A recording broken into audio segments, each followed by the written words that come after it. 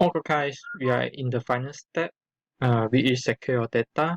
So at the beginning of the tutorial, if you remember in the authentication, we have we set our rule, right? Hold on, yeah. So inside our rule, we already define, okay, who you can replace the data or modify the data. So for the tutorial of the Firestore, actually they suggest you to take the most risk step to secure data.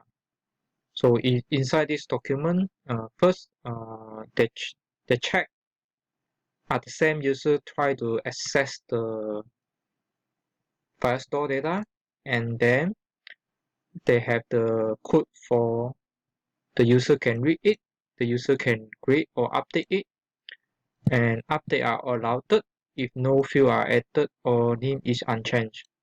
And also the delete is not allowed by default. So to have this kind of restriction, so this is the code, okay. And then for the rating also, the user can read, the user also can create if the user ID is matched, and the delete and update actually are not allowed. So you cannot, that means you cannot rating, right? So that means in for the rating correction, this correction, they cannot change it after you have added it. They only can add, you cannot update or change it.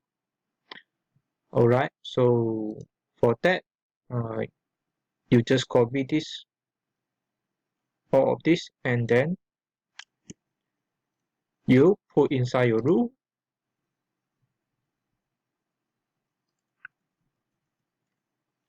and then publish it.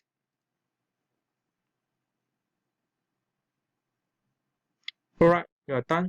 This is how you secure the Firestore read and write or read CRUT, create, write, update, and delete function. What kind of action they allowed, what kind of action they are not allowed, you are putting in the rule. So at the conclusion, you hopefully you already understand the document and correction, and you know how to read it and write it, and sorting and the filtering with the query. Remember, you just check Rocket and then click the link that provided by the Android Studio, and then create the in-text inside the Firestore. Of course, you also have the sub correction and also the transaction for you to add data, for you to modify the data, add data, and so on. So that's all for the Firestore tutorial. Hope to see you again. Thank you very much.